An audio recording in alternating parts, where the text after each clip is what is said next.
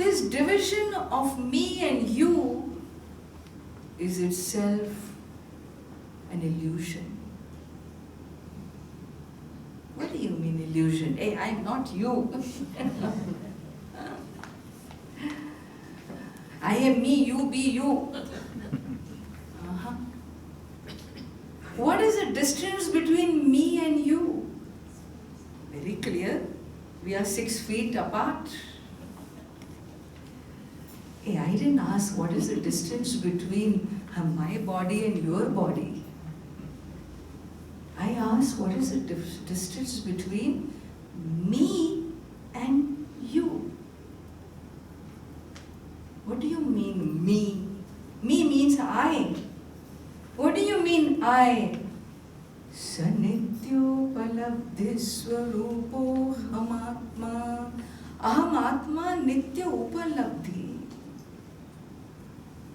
Nitya upalabdhi swarupa. I am of the nature of consciousness. What is the distance between I the consciousness and you the consciousness? What is the distance? 6 feet, 10 feet, No. A distance, I don't know, Ammaji, but your consciousness is blackish in color. I am fair consciousness. Color-wise, we are different. Your consciousness is, I think, about 80 kilos. Mine is 120 kilos. Can you say? You can talk about the color of your body, the weight of your body. What is the nature of this consciousness? Does it have a form? Does it have color? Does it have weight? Does it have height? I am nirgunaha, nirupaha. Nirupama nitya niramshakebhya khande. Maichiti sarva vikalpanadi shunye. Ghadayati jagadisha jiva bedam. Aghadita ghatana patiyasi maya. All that is here is one consciousness which appears divided as Jagat, Isha, Jiva. One consciousness that appears divided as you, me, he, she. Does consciousness have gender? Consciousness is nothing but light. Does Prakasha have gender? How conscious we are of our gender. How conscious we are of this body which is nothing but Panchabhuta. The whole cosmetic industry of America, billion dollar industry, is all for what? Atoms and molecules. What a waste. What a waste of our time and energy and money going behind that cosmetic industry and cosmetic surgeries. Recently I saw somebody send me a clip of this woman, you know. She has the smallest waist in the world. Have you seen this? The tiniest waist. I mean, it's not so small, but it's quite small. How did she manage to get a waist like that? She wanted to look like Barbie doll. So first of all, you create a Barbie, and then you imitate the Barbie. You create a Barbie, then you want to look like a Barbie. So what do? She removed her ribs surgically. She removes her ribs so that this portion does not look big, and she gets the smallest waist, and she's proud about her waist. The tiniest waist on the planet. How long will that waist last? Anyway, human minds are nutty minds, you know. Because we take this atom, molecule, physical reality as our final truth. It's my identity. Hey, be a human being. Work on you being a human, not being a waste.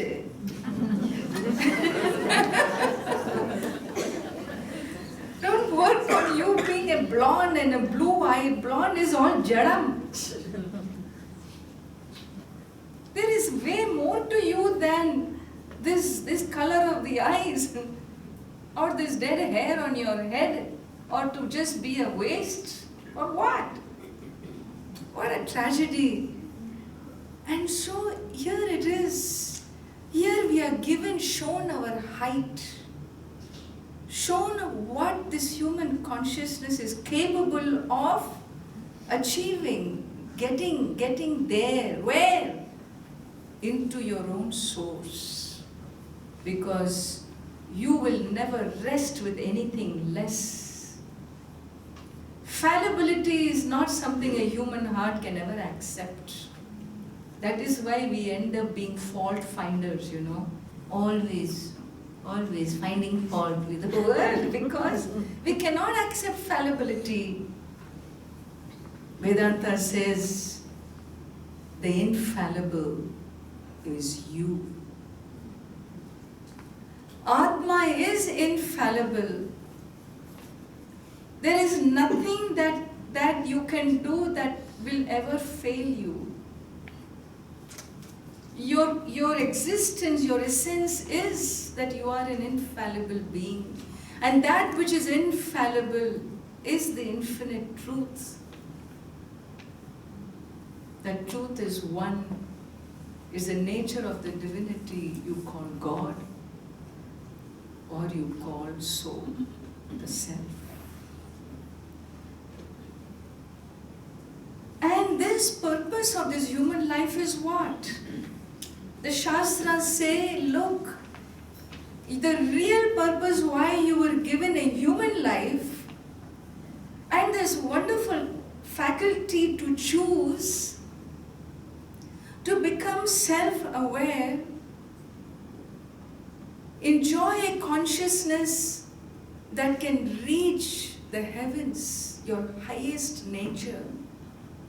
And if you don't use this faculty of choice given to you to own up, to wake up to that truth, then you have wasted your life away.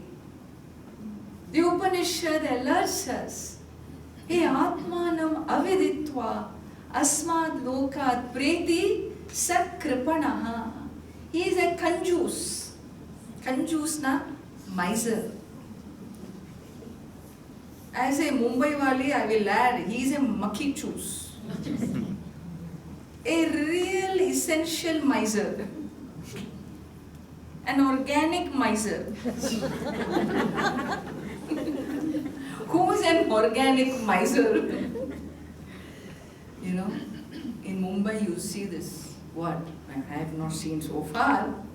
But they say mucky choose means you buy a cup of tea from in the restaurant.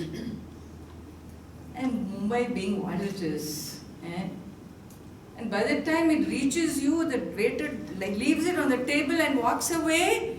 And before you lift this cup, a fly falls in this tea. That is called mucky. Now what to do? You don't want to waste the money, no? After all, you have paid for it. So you look all around you. And you believe in sipping to the last drop. And so whatever tea got absorbed into the fly, you squeeze the fly and then you pick your tea cup and this is called mucky juice. You don't want to lose any drop, remember. A miser. The Upanishad calls us a miser if we have not used this faculty of choice to know our own truth in this lifetime, because being born as a human being is the greatest privilege of a life we have. For what? For achieving our highest goal. And so here, continuing in these verses, the stotram says, Yadhaneka chakshu prakasho ravirna Yadhaneka chakshu prakasho ravirna Kramena prakashi karoti prakashyam Kramena prakashi karoti prakashyam Anekadhiyo yastathaika prabodhaha Anekadhiyo yastathaika prabodhaha Sanityopalabdhi swarupo hamatma Sanityopalabdhi swarupo hamatma Yadhaneka chakshu prakasho ravirna Yadhaneka chakshu prakasho ravirna Kramena prakashi karoti prakashyam Kramena prakashi karoti prakashyam Anekadhiyo yastathaika prabodhaha Anekadhiyo yastathaika prabodhaha Sanityopalabdhi swarupo hamatma Sanityopalabdhi swarupo hamatma Vivasvat prabhatam yatha rupamaksham Vivasvat prabhatam yatha rupamaksham Pragrinhati nabhatamevam vivaswan Pragrinhati nabhatamevam vivaswan Yada bhata abhasayatyakshamekah Yada bhata abhasayatyakshamekah Sanityopalabdhi swarupo hamatma Sanityopalabdhi swarupo hamatma Vivasvat prabhatam yatha rupamaksham Vivasvat prabhatam yatha rupamaksham Pragrinhati nabhatamevam vivaswan Pragrinhati nabhatamevam vivaswan Yada bhata abhasayatyakshamekah Yada bhata abhasayatyakshamekah Sanityopalabdhi swarupo hamatma Sanityopalabdhi swarupo hamatma In verse number 9, he clearly tells this little boy, 12-year-old boy, revealing the nature of his soul. Who am I? In answer to Adi Shankara's question, he says, I am of the nature of prakasha, light. Like how the sun, when it rises, it simultaneously lights up all that is. It is not that the sun lights up one thing at a time. It is instantly, at once, Yugapat simultaneously lights up the earth. So too, when I wake up, I simultaneously, immediately light up all that is. Light up all that is means what? I cognize whatever I wish to. Between anything when I think falls within my consciousness simultaneously.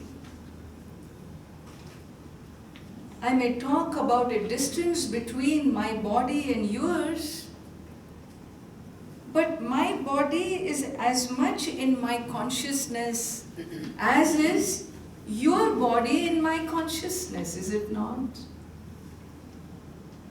In my consciousness is the door, in my consciousness is the ceiling. In my consciousness is whatever I visualize, the temple, the stars, the clouds, the moon. Think of anything. Is it outside your consciousness? Every thought conceived is inside.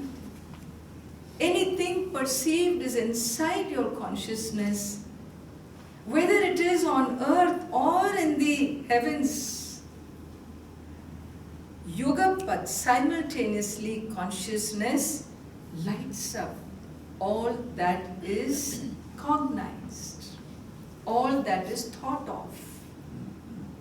And so it is like the sun, is a comparison that is made.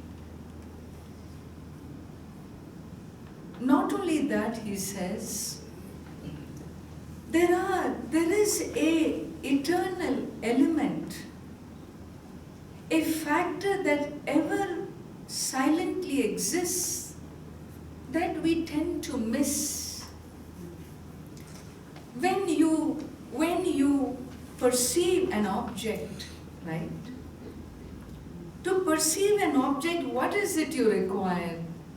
You will say, hey, I require the object and I require the perceiver and the perceived, the seer and the seen. Rendu venu illaya?